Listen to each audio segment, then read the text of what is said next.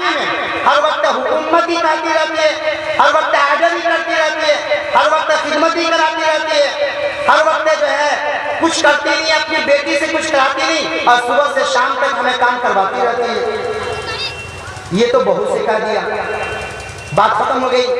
उधर सास से कहते हैं जब बहू मौजूद ना हो, आपको पता है आपकी बहू ने आपके बारे में क्या कहा वो ये कहा कि सास है तो ये, अभी जो मैंने सुनाया।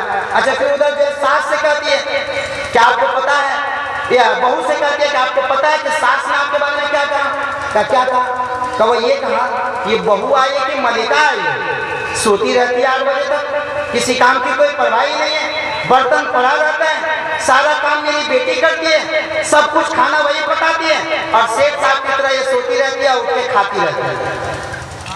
जब सास को कहा तो उसने कहा अच्छा आने दो बेटा को, और जब बहू से कहा तो उसने कहा आने दो। अब मैं वो लफ्ज़ नहीं बोलूंगा जो वो बोलती है, कोढ़िया बात। क्या बोलती है? आने दो कोढ़िया बात, मतलब शौहर।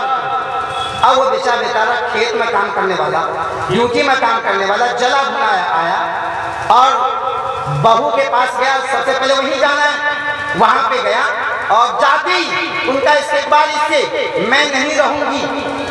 भाई क्यों? या तो आपकी माँ इस घर में रहेगी या मैं इस घर में रहूंगी। अरे बाबा हुआ क्या? का हुआ ये कि आपकी माँ ने ये कहा ये कहा ये कहा। अच्छा, और वो जो है आस्तीन चढ़ा के घर से बाहर आता है, अरे कहाँ गई अम्मा, निकलो। और निकलते बगैर किसी तहकीक के 2-4 नहीं 2 लाख सुनाना शुरू कर देता है, ताकि कोई नहीं, माँ बेचारी रोती रोती रह जाती है। इधर बहू और सास के दरमियान दरार पैदा हो जाता है, जो मोहब्बत की उसमें आग लग जाती है और बात बहुत दूर तक चली जाती है।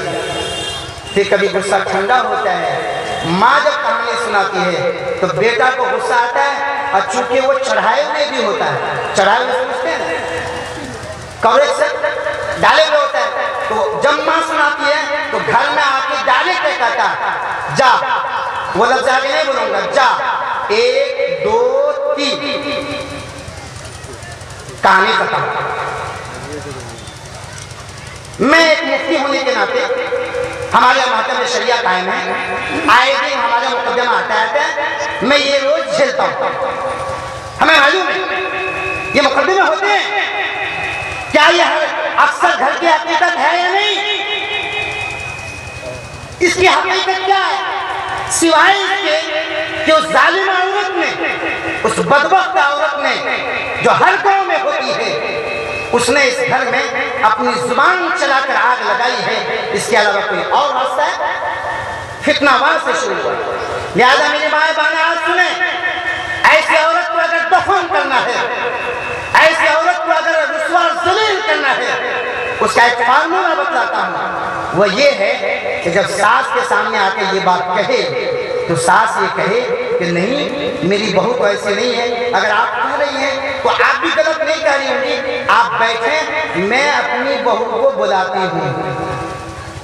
आप बैठे, बोलिए ना, आप बैठे, चाय पिए, बीड़ी पिए, हुक्का पिए, मैं अपनी बहू को बुलाती हूँ। मैं पे आपको दबा के बनाता हूँ, रब्बे काबा की कसम, वो 1 2 3 बहाना करके मुझे थोड़ा तकाजा है, मैं जा रही हूँ, वो जो दोबारा आपके अंदर से निकलेगी फिर कयामत की सुबह पर किसी के मौत व हयात पे तो आ सकती है और बातें घूमने को कभी नहीं आएगी।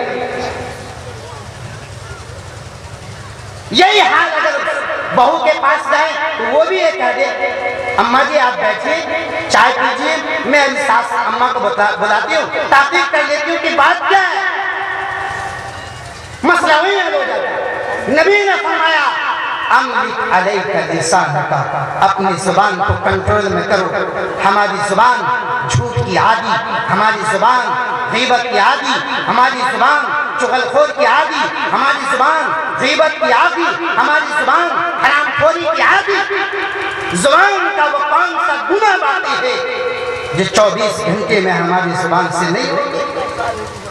फरमाया नबी ने जुबान को कंट्रोल में करोगे फितने से बचाओगे। करेंगे इंशाअल्लाह। दूसरा काम, पान की दुकान पे खड़े होके गुलगुल्ले के, आपके यहाँ गुलगुला बनता है सुबह सुबह? अरे बोलिए ना, बनता कि नहीं बनता? हमारे यहाँ पे बनता है। गुलगुले की दुकान में बैठकर, चाय की दुकान में बैठकर, चाय की दुकान में बैठकर, चौक चौराहे पर बैठकर आपकी जुबान कंट्रोल में रहे, ये मुमकिन नहीं है, ये मुमकिन हो ही नहीं सकता। दो तीन आदमी एक जगह बैठे और अपनी जुबान का ताला लगे, ऐसा हो सकता है? सबसे बड़ा झूठ इस दुनिया में ये है, दो चार आदमी एक जगह बैठे हो और फिर भी वो बात ना करें, ये सबसे बड़ा झूठ। इसलिए अगला फार्मूला नबी ने फरमाया वली यसअका बैतुका, जुमले पे गौर करें, वली यसअका बैतुका, कि अपने